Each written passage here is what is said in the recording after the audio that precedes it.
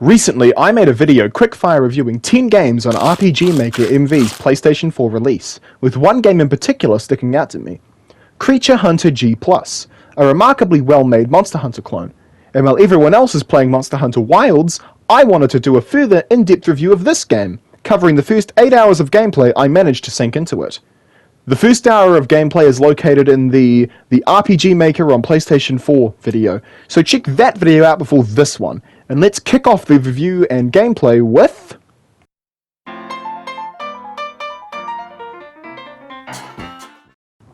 I finished off hour 1 of gameplay with all of the tier 1 monsters hunted. So, when picking this game back up to record, I just picked up straight from where I left off, jumping straight into the tier 2 quests. These take place in the Feral Forest. Kind of. I'll explain as the oddity comes up. In sharp contrast to Hour 1's desert, with its sandy yellows, bleached bone whites, and the occasional blue, the jungle here is green, lush, and beautifully designed, while keeping with the amazing location design this game has had in spades. Most of the other games I've played have used RPG Maker's pre-built map assets in their games, while here, the tile sets that come with RPG Maker have been taken and used to build these enormously lush locations that are easy to get lost in exploring. It really helps the game stick out amongst the crowd. But let's put location design aside for now and move on to monster number 1 of the video. The Kurodako is the first quest monster of this video, and like all the others up until now, it's a pretty basic fight, right up until it calls for help. This help arrives in the form of an Iotid, and then 2 more. Quest monsters can and will bring backup multiple times throughout a fight, and this fight introduces that mechanic. If you're unprepared for additional backup, you will be smoked because of it. I did lose this fight on the first time around due to being unprepared. But while preparing for my rematch, I found a spyglass on top of the ship's wheel in the main hub, and Minerva learnt a new skill. Both Minerva and Tiamat can find items to learn new skills throughout the world, and they range from practical to, I literally never used this. After clearing out the Kurodako, the next monster I hunted was the Vicaralis, who is the only quest monster to be fought in an area separate from the other monsters in its tier, fighting it in the desert area instead of the forest. Apart from that, it's pretty much the same as the tier 1 fights, just a little harder. Tier 2 is also the unique snowflake in that you only need to hunt 3/4 of the monsters to fight the 5th urgent quest, meaning that after fighting a Frockucanth back in the forest, it was on to the urgent quest of the Stygian Nepenthes, which just looks lovely, doesn't it? The Nepenthes doesn't really pose much of a challenge to Tiamat and Minerva. Soon it falls to the might of Tiamat's blade, and the tier 3 hunts open up for us to chase down. However, before I went running into the frozen wastes, I wanted a gear upgrade. And this is when I hit the brick wall of pain and agony.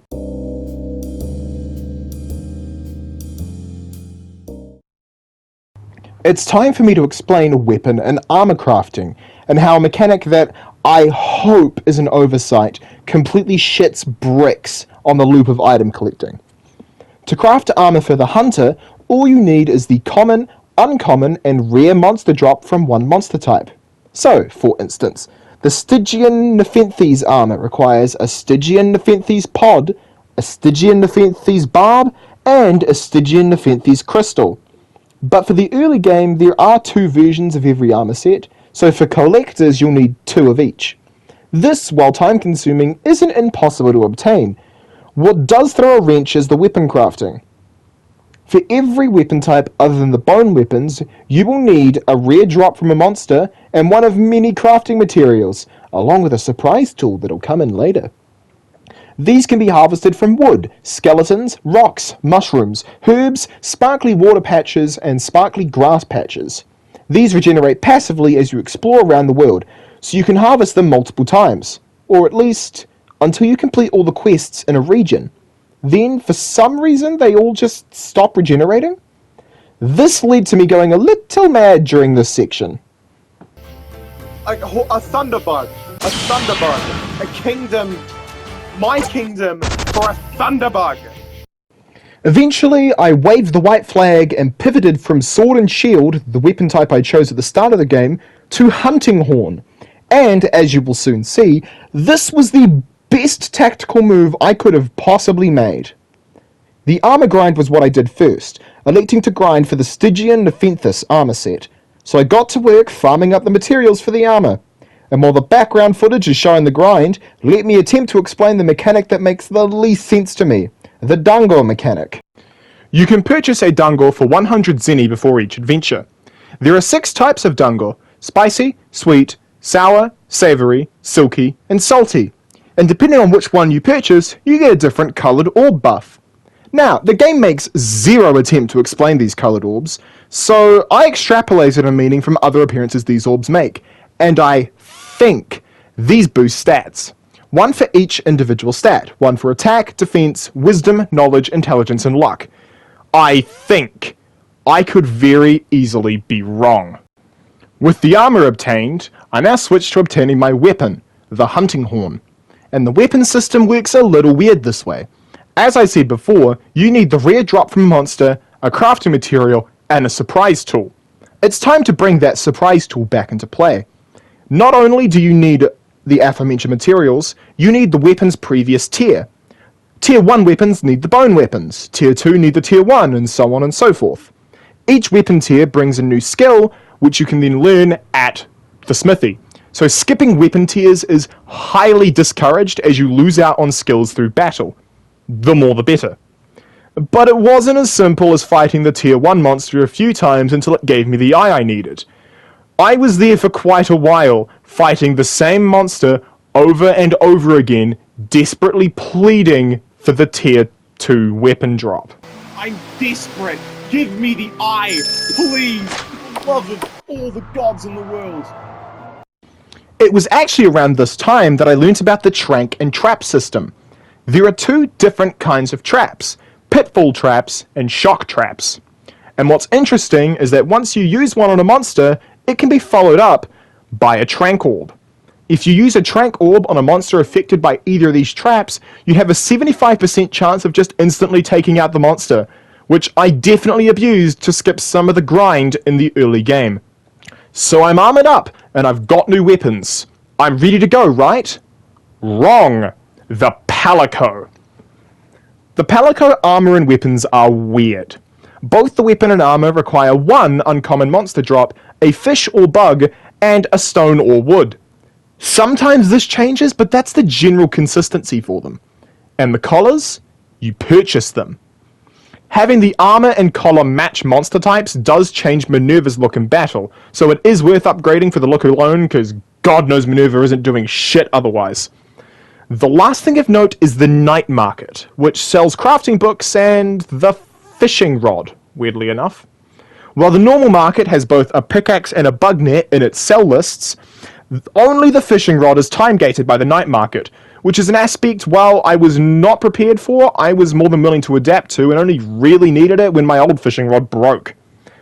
With that little nugget out of the way, it's time to move on to...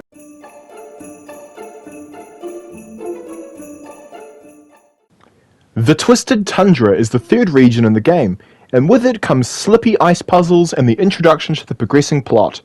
Seeing as there's no wiki for the game... Yeah, no. Searching up information about the monster, about Creature Hunter. I don't know how I ever would have thought that would go great. It hasn't. Or I'm left with more questions than answers. It's up to me to explain the plot. 4 big meanie monsters are passing us mean notes in class, so we're going to go play funky jazz tunes at them until they die. That's it. That's the story. But one step at a time. The Tundra does introduce us to quest enemies from previous regions being fodder enemies here. With them dropping their loot items as well, it is a good idea to potentially grind up for them in this area for quest monster drops. The first real monster fight here is Pazuros, and like in the Region 2 section, he introduces a new mechanic and battles naturally. The bullshit that is status immunities. While some monsters before him have had immunities to rarer status effects designed to prevent cheese, and pretty much all flying enemies have immunity to pitfall traps, Pazuros is the first to be immune to a fairly common status depending on your weapon. He's immune to bleeding, and it's nasty if you rely on bleeding in your status effects. So here is where you're expected to find a balance between DOT and burst damage types. It's also around here that I finally learnt about the one mechanic that saves the grind for armor pieces from being miserable: the melter. The melter has two uses: making talisman, which you could honestly go without, they don't change much about the game, or combining monster loot into rarer forms. This is a conversion rate of 5 common to 1 uncommon and 3 uncommon to a rare, which helps take some of the uncertainty out of grinding. Points for that, game. After finishing up the other monsters in the tundra, you can face off against the first of the 4 big meaty monsters, Krakaios. Now these are unique hunts in that they don't actually leave footprints to their location, and there's one pretty simple reason for that.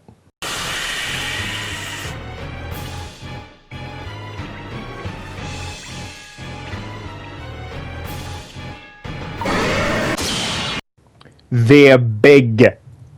Upon first look at Krakaios in the overworld, you might think it's a little goofy, but I think it's a marvel of working within your game's limitations. A lot of late 80s, early 90s games had limitations with their engines they worked around to make their games. This is just the developer working around the limitations RPG Maker gives them, and considering it's using the tile sets given to the user to make a giant octopus monster, they could have done a lot worse. Once again, it's upgrade time, and this time I have a little more confidence in what I'm doing with the grind. So it's as simple as make the Legion armor, get the Ornithyoth hunting horn, get new Palisman gear, and we're good to go. This upgrade round was honestly really smooth and nothing really to comment on, so we can comfortably move on to...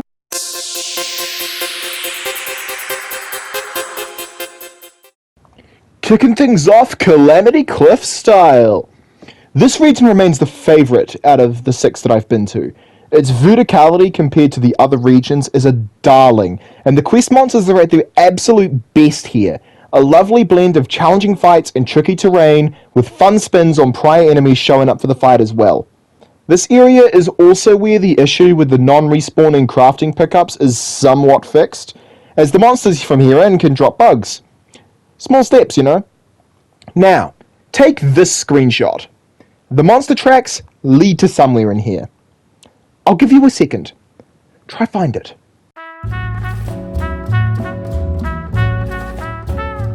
There! It's there! In the perfect spot to get into an accidental scuffle with Isotaros, the first monster quest of this area. And he's honestly a bit of a pushover for this point. Like, I know I just said there were challenging fights, but that is coming up, don't you worry. The second hunt with Corinne is interesting. I don't know, it was harder than the Isotaros fight just before it, but I wasn't struggling with it. By this moment, I was more so going through the motions until I could pick a fight with the next of the 4 big meaty monsters. The Gryphodrome was a real challenge. It brings back the calling for help with 4 Boltwing Gryphions, who accidentally prove a genius play I made. As I mentioned in the previous section, I chose the Legion armor when I upgraded. This armor comes with a very helpful little feature: negating electric damage and turning it into instant health. While it made taking out the Gryphions easier, Mama Gryphodrome was not going down without a fight. And after fighting the Gryphodrome again to upgrade my hunting horn and burying the Aqueducto, it was time for the second of the 4 big meaty monsters, Tigerian. And it was a total pushover. The Legion armor once again made all the electric attacks heal me, and with the counter skill I had to parry his physical attacks, I could abandon my Palico to the dirt and cheese the fuck out of this fight with no concern. To the point I grinded out the Tigerian armor for both Tiamat and Minerva. And with the defeat of all the tier 4 quests, it's time to go to the big leagues, baby.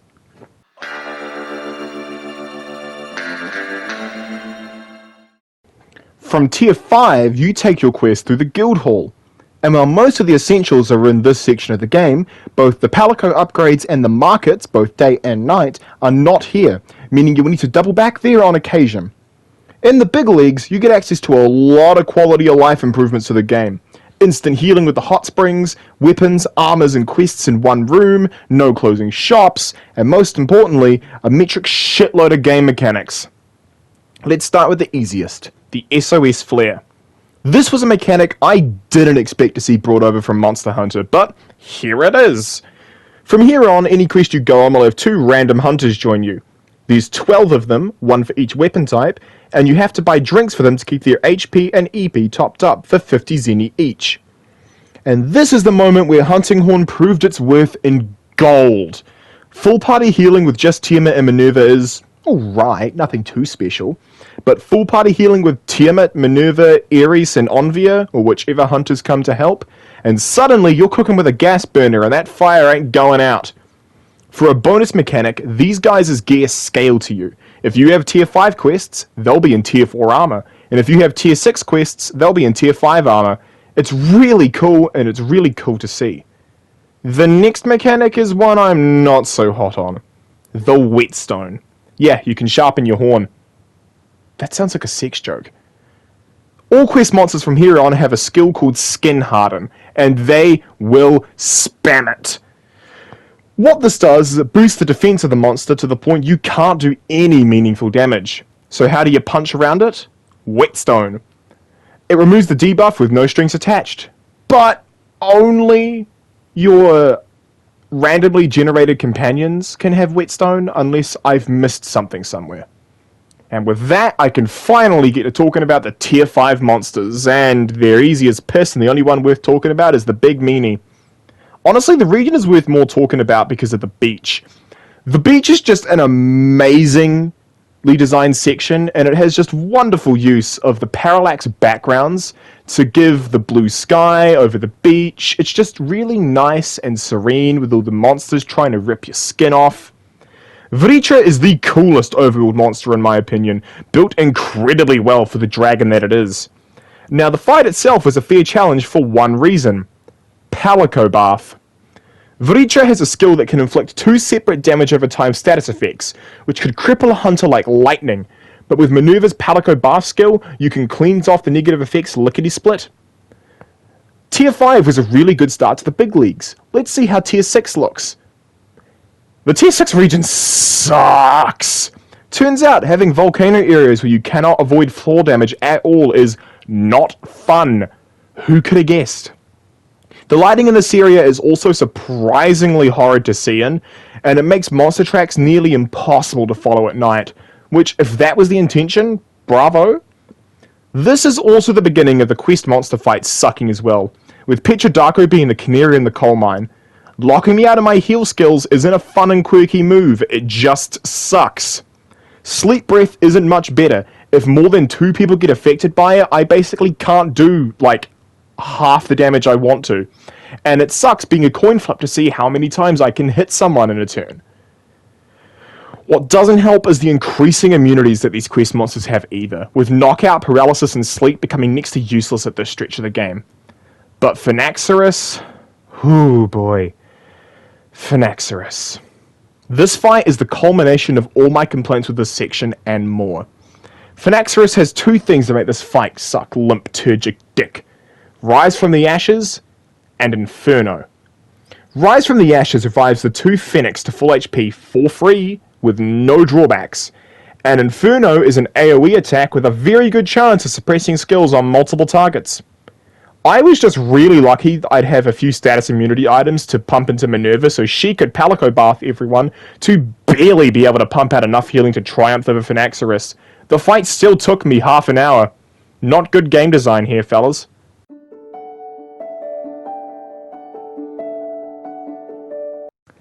I chose to back out and stop recording more gameplay footage at this point, mostly because I'd been playing the game for a pretty decent chunk of time straight. Tier 7 opens with a letter delivered to the postbox, so I'll probably at least finish off the game's main story, but collecting all the armor pieces for the completion bonus is still anyone's debate. I really like the game, and it is a real good fun time to have. It's just the immunities, the status resistances, and some concerning choices are really starting to drag the game down for me.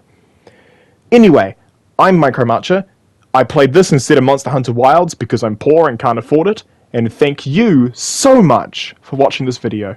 I hope you have a good rest of your day, night, or whatever time it is over there for you. Goodbye!